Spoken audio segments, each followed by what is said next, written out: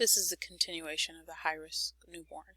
So now we're going to go into meeting the nutritional needs of the high-risk newborn, and I'm going to focus primarily on the preterm baby. But there are some things with term babies as well. Preterm babies are born before they are able to develop the accumulation of nutrient stores the last few weeks of pregnancy that term babies get. Term babies have reservoirs of calcium, they have reservoirs of iron and antibodies and other substances, but preterm babies do not.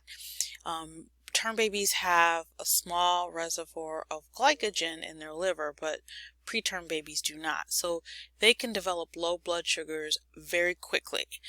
So it's very important that we assess their blood sugar and make sure that they're able to maintain their sugar, and if not, we put interventions in place to keep their blood sugar at adequate levels, because hypoglycemia is dangerous to babies, their brains. So low blood sugar must be prevented because the brain, both of the term and the preterm baby, really need a steady supply of glucose. When you look at the calories, preterm babies need approximately 120 kcals per kilogram per day. So you've up till now learned how to do fluid measurements and fluid volume. Now we're going to add one more complexity to it, and that's look at kcals. So you look at how many kilograms your baby is, and you multiply that by 120, and that tells you how many calories that baby needs per day. It can vary slightly according to their activity level, their illness, and other factors, but that's just kind of a baseline which you're going to work from. Preterm babies need proteins, they need iron, they need calcium, and they need phosphorus. When you look at the GI tract of a preterm infant, it does not absorb nutrients as well as the term baby. Term babies digest proteins really well, but preterm babies have an insufficient supply of bile acids and pancreatic lipase to absorb lipids, and they have problems with other proteins as well. So their nutritional intake needs are important to assess. In addition, preterm babies have a difficult time coordinating sucking, swallowing, and breathing. We talked about this in the normal newborn information. Coordination of suck, swallow, breathing can start to occur as early as 32 weeks of gestation, but it may be delayed because of other problems in the infant.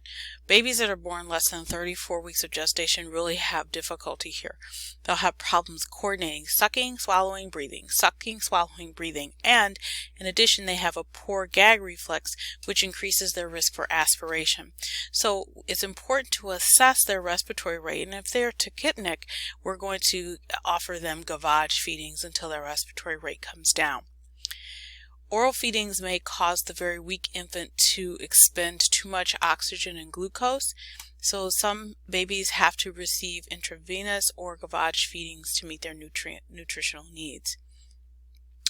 We're going to manage the administration of the parental nutrition for preterm babies.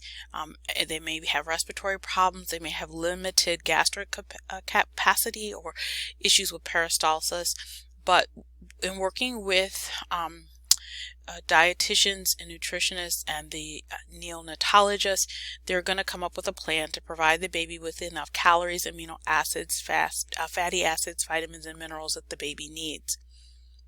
Let's talk about Gavage feedings. Gavage feedings is enteral feedings into the GI tract, and we'll start those as soon as possible. It's going to promote intestinal growth and maturity, and we will start Gavage feeding before oral feedings in the preterm infant. So they're going to insert a small catheter into the baby's mouth, and it's left there for periods of time to provide continuous or intermittent or bolus feedings. It's very similar to how you learned how to do bolus feeding with adults in your coursework that you've taken prior to this class. But Gavage feedings, when we're talking about the high-risk preterm infant, are begun in small amounts, and they will gradually increase those amounts as tolerated by the infant. And you're seeing two pictures of nurses administering a bolus feeding. The only problem I have with these two pictures, and I looked really hard for pictures, is the nurses aren't wearing gloves. But because you would be wearing gloves, I just need to point that out. You can allow or include parents in this process. So having a parent hold the baby while we're administering a Gavage feeding is a way that you can promote bonding as well as meeting the baby's enteral needs. So we're going to assess them for readiness for nipple feeding. They're going to assess how the baby tolerates the feeding, or do we see any choking, gagging, or cyanosis during the feeding. We're going to assess their respiratory rate. A lot of times we'll allow them to suck on objects while they're receiving this feeding, so they learn to correlate sucking and swallowing while they're being fed. You also are going to assess for symptoms that the baby is tolerating the feeding. You'll check for residual. Babies that have residual higher than 30% may develop intestinal complications, vomiting, and regurgitation. So you will assess residual as well. In administering our Gavage feedings or parental feedings, we're going to warm the feeding. You don't warm it in a microwave or anything like that, but we'll warm it. Some places have a device to do it. Others you sit it in warm water or run the feeding under warm water. And we can do it with breast milk as well as with specialized formulas. We're going to measure the tube, mark the tape, and moisten the tube with water and insert it and tape it into place and confirm placement. It's very similar how you learn to do the assessment of how to place a tube on an adult. You start from the baby's nose, go over to the ear, and extend that tube down to where their stomach is, and that's how you're going to insert it. So we assess for aspirate. We assess to make sure they're holding their feedings and they're tolerating their feedings. And after the feeding, we document how they tolerated. Anything abnormal, we're going to document and let the doctor know. Now, some facilities will leave the Gavage tube, the feeding tube, in place, and you tape it. Other places will have you do it with each feeding.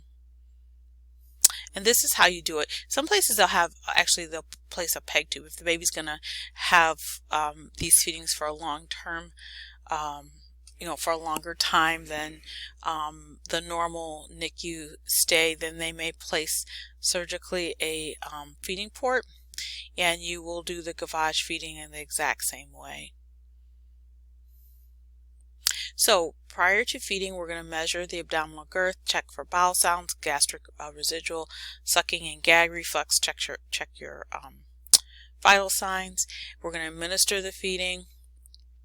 We prepare it first and administer it, and we try to excuse me, I have the hiccups. We try to work the baby to the point of where they'll move from Gavage feedings to oral feedings. And if the baby can do so, if mom wants to, we'll work towards breastfeeding. This next topic that we're talking about is parenting with the high-risk child. And this is one of the challenges that you will find working in a high-risk newborn environment. The parents often are unprepared for having a baby hospitalized in a high-risk environment. This is not something that many parents planned on. Many times they're shocked. They may have disbelief that this is actually happening to them, or denial that this is happening to them. They may have some anger issues, and sometimes that anger is misplaced. It's not you directly, it's that they feel powerless over the situation that they're facing. They may want answers that we may not always be able to give them. They may have feelings of wanting things done a very, very specific way, and we may or may not be able to meet each of those desires. And so you may have to give a lot of emotional support to your families that are actually trying to cope with a situation that they did not plan on. You may have a family that's experiencing grief over the loss of a perfect newborn, or grief over the loss of the experience that they anticipated or planned that they would have and they don't have, or loss of a newborn that may potentially may potentially not go home. I remember I had a case where I was working with a family, and the mom asked me, was it okay for her to start buying clothes for her baby now? And in talking to her and to the other nurses, I came to find out that she had had 3 other deliveries previous to this particular one, and they all ended up with babies who didn't survive for a variety of reasons. And so she was grieving, but she was also and I could see it in some of her actions, she was scared to hope, because she was afraid that this baby wouldn't make it like the others. And she was asking our permission, is it okay to start buying clothes for this baby, because maybe this baby won't make it like the others. So you may see issues as such. I'm just giving you an example of one. You can see others. Some of the things that we try to do: we want to initiate contact with the parents with the newborn, even though this baby is hooked up to all of these devices and these machines, which is intimidating and overwhelming and scary to them. It's still their baby. So we want to initiate contact with them, allow them to come and visit the baby, allow them to interact with the baby and participate in various aspects of the baby's care as much as we can. And you can see this in this father's face who's approaching his newborn baby for the first time. This is an intimidating environment for them. It's a little scary for them. They don't know what's going to happen. They don't know what all these machines are for. And sometimes every time something goes beep, they may think that something's wrong. So explaining the different devices to them and what we're doing, and explaining different aspects of our care to include them as much as possible in that process, and to try to answer their questions, can alleviate some of the intimidating nature of this environment. So when you're working with this family, and some of the parental reactions that you're going to see, you may see grief. You may see some frustration with the inability to produce a perfect newborn or newborn baby experience. They may have anticipatory worrying or anticipatory grief, worrying about the potential loss of the baby, or feeling powerlessness. Sometimes you'll see belief and desire that the baby will live, even though there are very distinct issues that may point to the possibility that the baby may not. And then you may see issues with the baby's parents being ready to take care of a baby who may go home with a lot of equipment, who may go home with some specialized equipment or some processes that they are not quite as familiar with. So you might see some fear in that regard, but we're going to try to help them with that process as well. You want to encourage parental attachment. We want to encourage parental bonding, and we do assess in this environment as well for signs that bonding may not be happening, or it's happening in a delayed process, or we may see issues with lack of bonding, but it's part of our assessment. Ways we can facilitate parental and infant attachment: prepare the patients, prepare the parents for the first visit to their baby, to our patient. Try to establish a safe and trusting environment, encourage visitation, involve them as much as possible in the different caretaking routines and tasks. Repeat your explanations. Just because you explained something one time 2 days ago, they may not have processed everything you said, or may not understood what you said, or may be still a little shell-shocked because of the environment. So you may find yourself giving repetitive explanations. You want to promote them to be able to touch, talk, rock, and cuddle with their baby. There are ways that we may have to teach them how to do this. For example, a preterm baby can't handle a lot of stroking and the constant touch that you may do with a term baby, but instead of teaching them to stroke them, we may teach them, the parents, to just simply lay their hand on top of their baby, allowing them to talk to them or be included in different ways we are taking care of them. We also will try to refer to the baby by the name that the parents have chosen, allow the parents to phone and visit, talk positively about the infant, and be aware that touching may need help and you may have to encourage them for the first time because it's a little intimidating.